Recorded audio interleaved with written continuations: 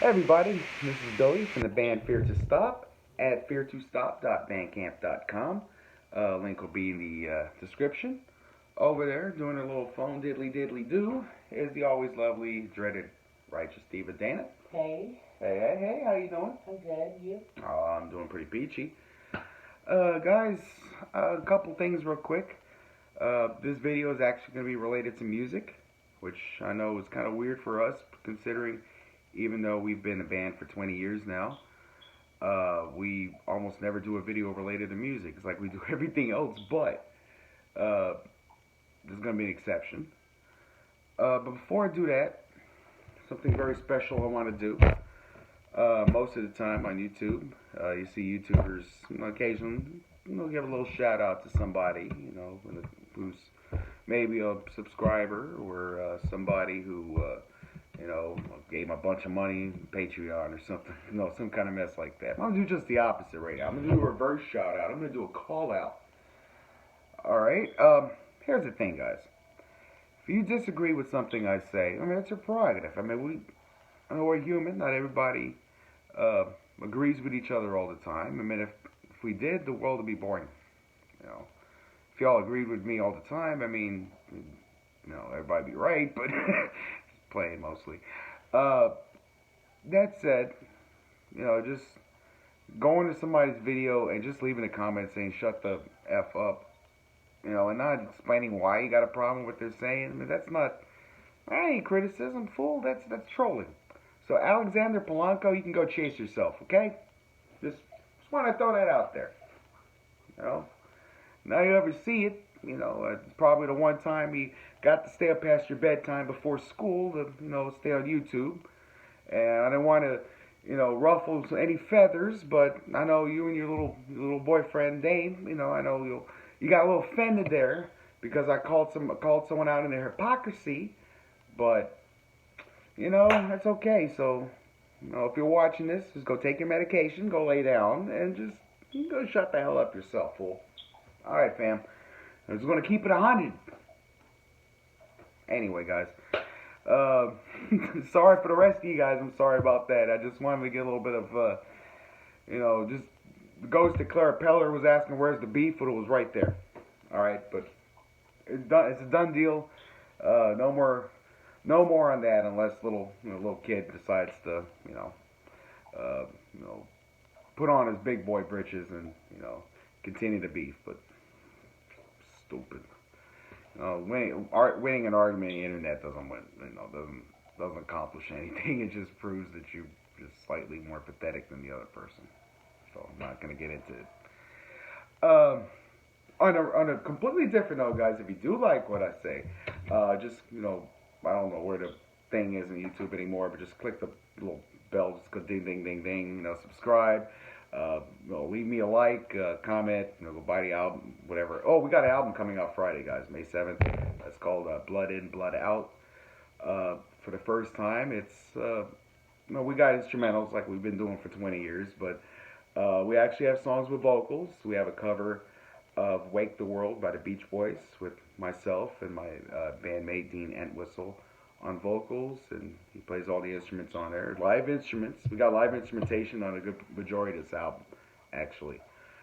Instead of doing loops, there's quite a few songs where I'm playing live keyboards, and the drum machine was not pre-programmed. I actually played the drum machine live on the track, so it's a lot more of an organic sound, even on the electronic songs. And there's four songs with full vocals and one with small little vocal cameo. That it was just me doing a hum for the bass line. So, just good stuff, guys. Blood In, Blood Out. This Friday, May 7th. Again, links in the description for our website, feartostop.bandcamp.com. Saying it like that because sometimes people think they think like, T-O or T-O-O. That really would be stupid. Fear and then T-O-O stop. Like, come on, y'all. But, just like Led Zeppelin, there's the reason why they spell lead L-E-D is because if they did the correct spelling L-E-A-D, people may have thought it was Lead Zeppelin. which is kind of stupid, but you don't never know how people are. They can be Alexander Polanco for all you know. Oh, I wasn't supposed to say that again, was I? Dadgummit, pal. I'm sorry. Anyway. Oh, goodness gracious. I wonder if he's any relation to Placido Polanco, former Philadelphia Philly. He played. If so, I'm sorry. Then he deserves worse because he played for the Phillies. Um, yeah, I'm sorry. That's like one of my least favorite teams in baseball. I don't know why. I've never liked the Phillies. I've always been oh God, I'm a native Houstonian, so I'm sorry for being an Astros fan, but I've been an Astros fan for 34, holy crap, 30 years now. Uh, so before anybody was banging on trash cans or Alexander Polanco's mom, you know. Uh, so she might not have been born yet. Anyway, oh man, I'm just digging myself a little deeper, huh? I'll tell you what. Ooh, boy, I love this. This is fun, guys. No, I'm just playing. I'm actually a Colorado Rockies fan. That's my other team. Those my Astros and the Rockies are my two favorite teams in sports. So, and the Colorado Avalanche in third.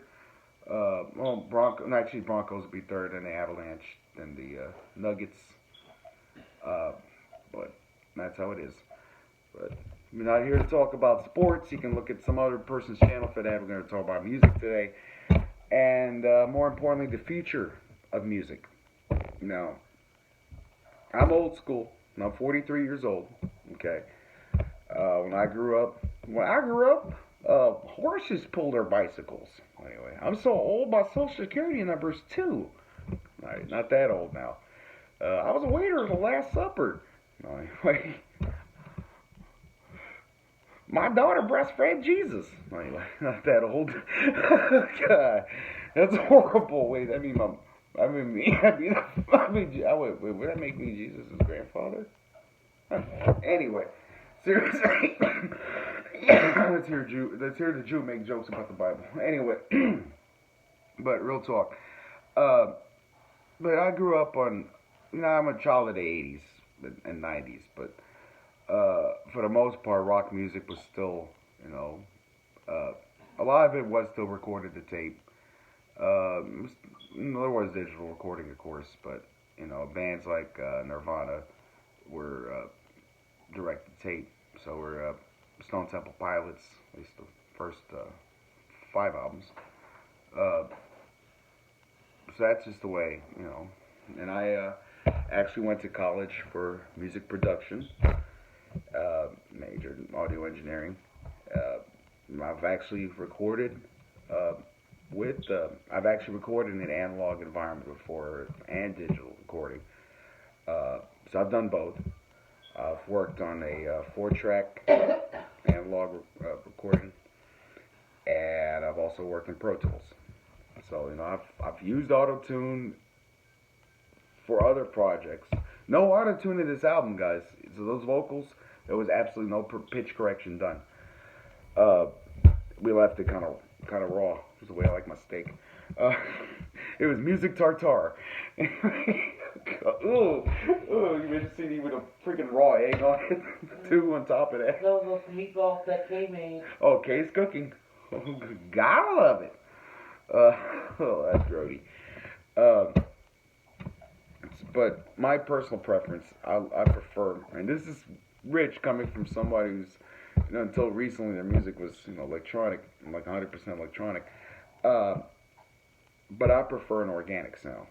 I'm like, what? You've been doing electronic music for 20 years, and you're talking about how much you prefer an organic sound. A lot of it was by necessity at that time. Just use the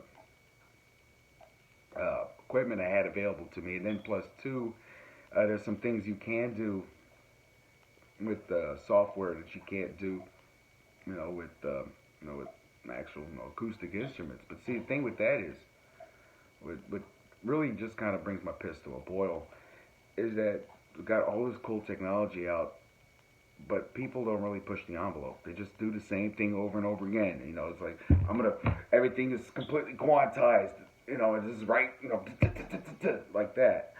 to the point where he's, drums. There could be a live drummer, and you would never be able to tell. You think someone got a freaking 808. It can be a listening to the song earlier. I was watching a video from Rick Beato. Check his channel out. It's pretty cool, dude. Really knowledgeable.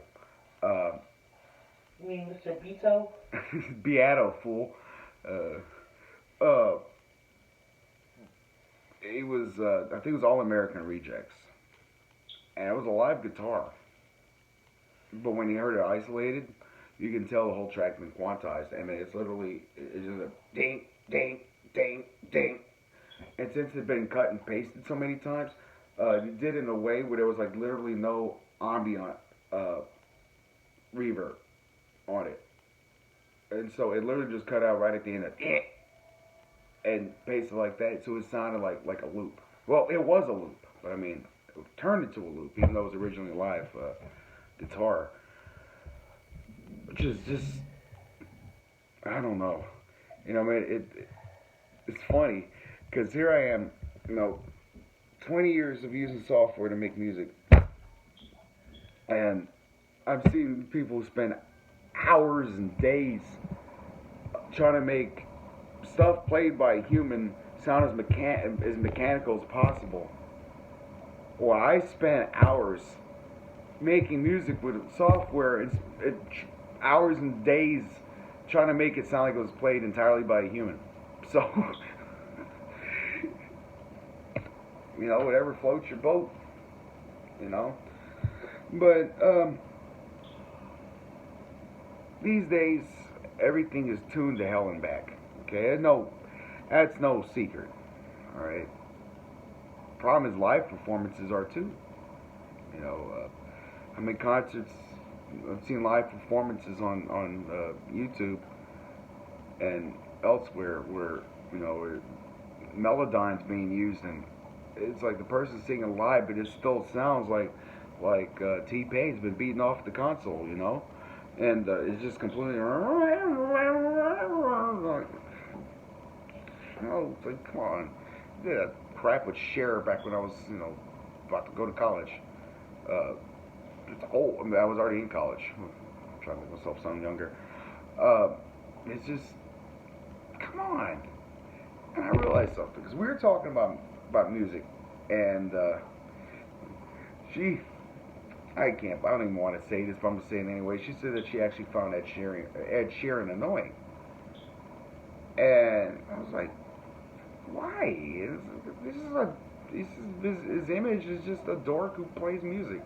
I mean, that's basically me. But saying too that what you say on that about him, that you don't see why, besides the fact that pretty much all Karens like Ed Sheeran. Yeah. But that you didn't see like anything like special about him, why he's so big. Yeah. And I figured out what it is though, and this is to his credit. All right, yeah, Ed Sheeran is not somebody who's gonna like ever put out a song that's gonna be like oh my god, that's like the greatest of all time. This dude just recorded another Pet Sounds, This dude just recorded, another Sergeant Pepper, Dark Side of the Moon, or Rumors. It's never gonna happen. I mean, he's a talented guy, but let's be real. He's a good, solid, B plus guy.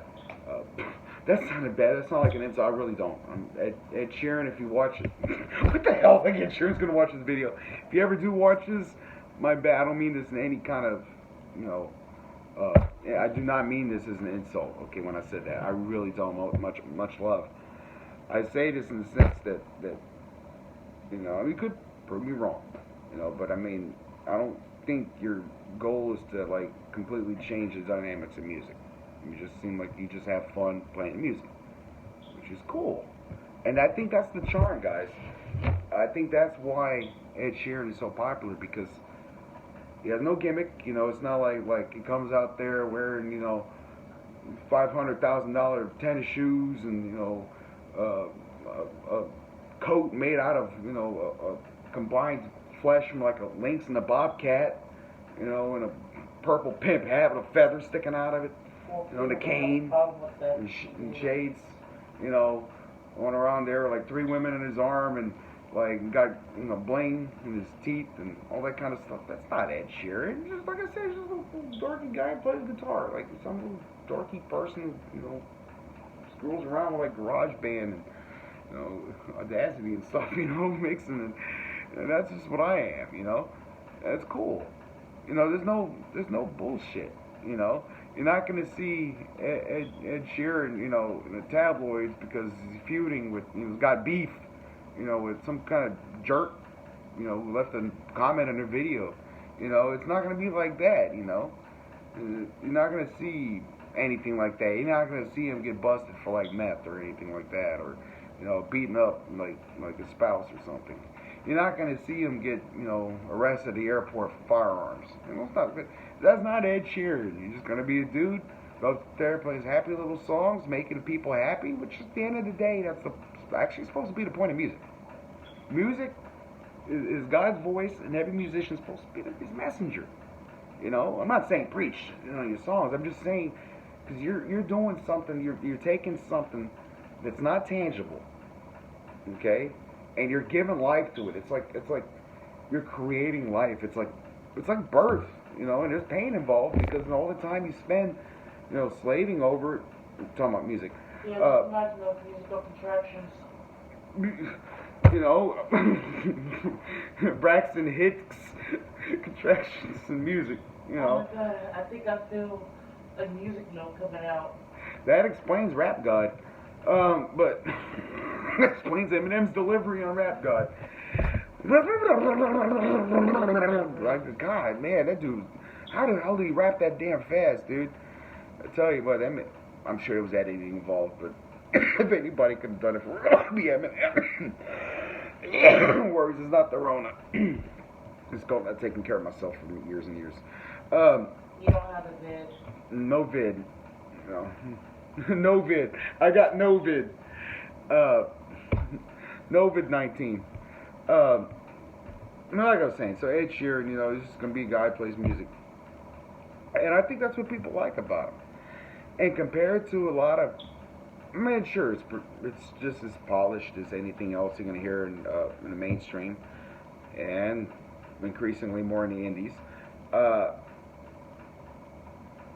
But you're not going to see like this big old production where it's got like 25 different guest stars, 16 different people wrote it. It was recorded at 12 studios and 96 vocal tracks. Some of them were just like a couple of words, a couple of them with a half a word, and they were just spliced together. You're not going to. That's not going to be Ed Sheeran. It's not. It's like I said. This is process as mainstream, just like the rest of mainstream music, but less so. And has the illusion of sounding organic. And, I think there's going to come a time where somebody is going to have who has some clout, okay, who has the balls or the badge, take your pick, or both, or neither, to say, hey, you know what, enough's enough. They're going to put out an album that's going to be not going to have any auto-tune on it, and it's not going to be overly compressed to hell and back. It's going to be more of a clean, organic sound, not heavily produced. Hell, there may be some mistakes left in, and it's going to be a big hit.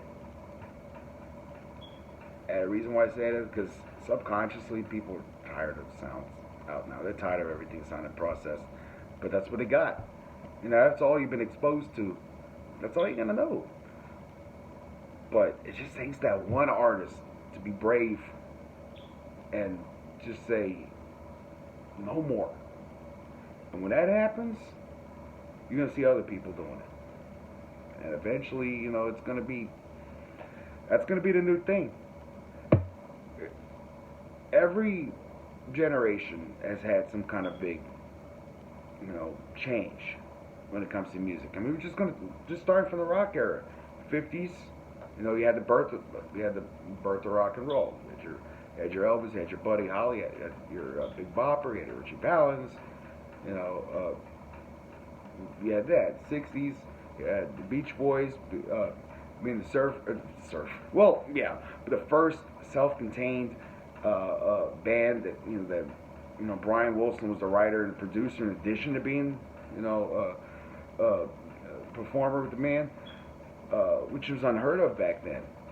Uh, Artists didn't write their own songs. They certainly didn't produce their own stuff, and he certainly didn't choose a studio, their own studio. He refused to use the record label studio, and they sure as hell didn't do this at the age of about 21, I think it was 60. Yeah, 21. 21 is when Surfer Girl album came out, and he was like, I got this, man. Then he had the Beatles, you know. And notice the order I did it because that's the order they came out, guys. The Beatles came out and they just, they knocked everything out of the park. 70s, you had the late 60s. You had, obviously you had psychedelic rock. You had your, your heavier rock started. You had the Jeff Beck group. You had Led Zeppelin. Then you had Jimi Hendrix, obviously, and you had psychedelic rock, Strawberry Alarm Clock, and God dang it, one that stood around for too long and they went pop in the 80s with different Jefferson Airplane or Jefferson Starship, take your pick. We don't just talk about Starship. That's crazy. He had a song called "We Built This City." So we built this city on rock and roll, used as a lyric on a least rock and roll song ever. It's like freaking Michael Bublé doing a song called Headbangers Paradise or something like that. It's like, can you imagine Michael Bublé with a mosh pit? The mosh pit crowd surfing would probably be auto-tuned. Moshing at a Michael Bublé concert. Yeah, I've heard everything. 70s, you had your progressive rock. You had your first, real metal. I say real metal, we're not talking about proto metal, but we're talking about, actual metal. 70s, you had disco, you had country rock, 80s, you had new wave. I remember 70s, I forgot punk. You had in the 80s, you had new wave, you had rap. 90s, you had grunge, alternative rock. At a certain point, though, when can you say anything like really? There was ever like a really big movement since then? I mean, you really can't. I mean, you can say that the rise of electronic music to the mainstream. Yeah, I mean, I gotta give a shout out to Daft Punk. I can't believe they broke up after all the years. I was like, dang, that was really sad. I really liked Daft Punk. You had a death at MTV. I mean, I'd say MTV still exists, but it's not MTV. I mean, it is still called MTV, but it was once upon a time, kids, where MTV actually played music videos. And now you're like, okay, boomer. No, I'm seriously, fam. It's about pants. Wait, you had a stand? Oh, MTV pants. I thought maybe you had like a stand or something. Like, dang, I'm not talking about in the video. I'm kidding. I love you. You made a boo-boo on the couch. No, but seriously, that's me. Oh. Yeah, it was once upon a time, guys, where MTV used to play music videos. Hell, that's how we learned. At 2 o'clock in the morning, the Insomniac Music Theater. I discovered a lot of artists when they first came out, like Incubus. Well, 120 minutes? 120 minutes, that's what it was. Insomniac Music Theater was another one. I would just play like videos in mainstream. But 120 minutes used to play bands that were just starting to break or hadn't broken yet, were about to. And that's where I found. I listed Incubus because that was the first one off the top of my head. I remember, I was like, you know what they're going to be. Incubus is one of those bands. Yeah, I just said that, fool. No, I mean, I'm just saying. Incubus. You don't get that now. Pardon me? And people watch music videos, they watch them on YouTube. MTV's too busy doing reality shows and has been for years. I don't know what VH1, they do the same thing. They're the ones that did Love and Hip Hop or Basketball Wives or something like that. Yeah, I was like, well, they, all that crap. a big show for them back in the day was, Real Chance of Love. Remember that? No, no. Bay, Bay, Bay. Corn fed. Oh. And I'm sorry.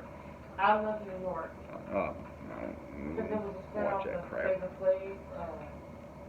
Oh, Real Chance of, not Real Chance of Love. Flavor of Love. Yeah.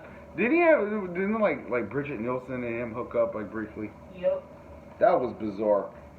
Crackhead and damn old ass 6'4" Russian woman or whatever she is, German or not Pakistani. What's the one? She was German. German. Yeah. What's the other one I was thinking of? Polish. And looks like Pakistan. I was just listed countries in my origin. Anyway, yeah. But they used to actually play music videos. It's sad now. Now, basically, in order to break, you just gotta be. Actually, I really don't know. That's why they ain't broke yet. If I knew the answer, I wouldn't be making a video right now. I mean, I'd be making a video, but it wouldn't be this type of video. Get your head out the gutter. I mean that kind of video either, fool. Oh, baby. Oh, baby. If the Porter Studios are rocking, don't come a knocking. Oh, the compressor. Yeah, we're doing a cover of All I Want to Do. Not All I Want to Do, but All I Want to Do off of the Beach Boys 2020 album. Remember running with Dennis and those hookers? Yeah. And not allegedly, that's actually there. Yeah, Dennis Wilson of the Beach Boys actually had invited at least one woman. I can't remember, maybe or two. He's either one or two women to the studio, and they actually recorded them boinking. And you could actually hear it at the end of that song. Crazy! Remember, this is the band that later did Kokomo, guys. That's the band everybody knows is Uncle Jesse's band and all that. God, so pathetic. I mean, the Beach Boys are actually a really awesome band, especially before 1972. 67 to 72, from Wild Honey through actually 66 to start with Pet Sounds through Holland is you're not going to get any better than that, because basically without that, especially stuff like off of 1968's Friends, without stuff like that, well, you know what people refer to as indie pop, it's a whole nother video in and of itself. That wouldn't exist.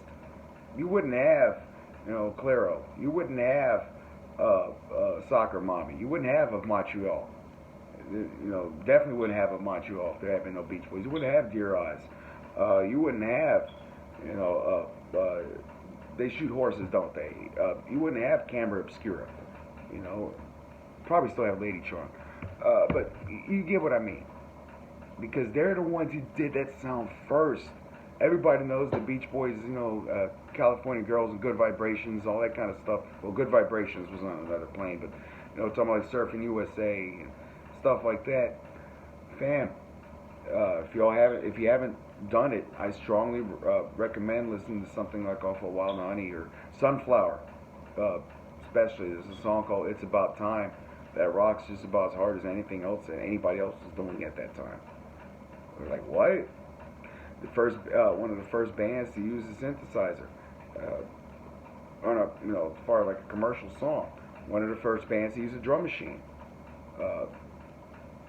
Ironically enough, the first band to actually use Pro Tools in 1992, but we're not going there. Summer in Paradise. Freudian slip there. If Freud were a slip, that explains his theories. Joking. Oh my God. Get back to what I was saying originally. I think music eventually is going to kind of there is going to be a rebellion against this overly processed stuff. There's going to be, because right now everything is extremely stagnant. Funny part is, this is why I strongly believe this. My daughter's gonna be 14, okay, and from her I learn a lot about this stuff. With the kids. Hey kids, you like to rock and roll? Anyway, hashtag David Letterman's an asshole. I get a lot of, find out what the kids like and stuff. It sounds really dirty. That's not like, Crash! Chris, got some popsicle sticks, Chris. Like little Mr. Huberty there. I don't mean it like that, but like as far as like what sounds that kids think are hip these days. I just said hip. My God, I am a boomer. Uh, and the funny part is, a lot of kids Jay's age, they don't listen to the top 40. Uh, the funny part is that generation listens to more indie pop, indie rock than anything else. And even the rap people listen to listen to what I call SoundCloud rap more than the stuff you hear like on on the top 40 stations. And so in that generation, that's going to be the next generation of buying consumers. And that artist that actually brings a stripped down, more real sound out will be just in time. So keep that in mind. Anyway, guys, we're gonna wrap up. She fell asleep back there, and No, it's late. baby. It's half past late 30. So till next time, good golf, good tennis, whatever makes you happy. I'm gonna do another video like this. Going maybe get Jay involved and see what she says. Uh, maybe later on today, or it's today now. It's past like 5 or something. But I enjoyed this. Uh, y'all be good to each other. Be safe. Not you, Alexander Polanco. You can go, fall off a cliff. But be nice to each other. Yeah, I said that after what I just said. That was on purpose. It's the duality of humanity, guys. But and make sure you buy music. Don't steal it. Till next time.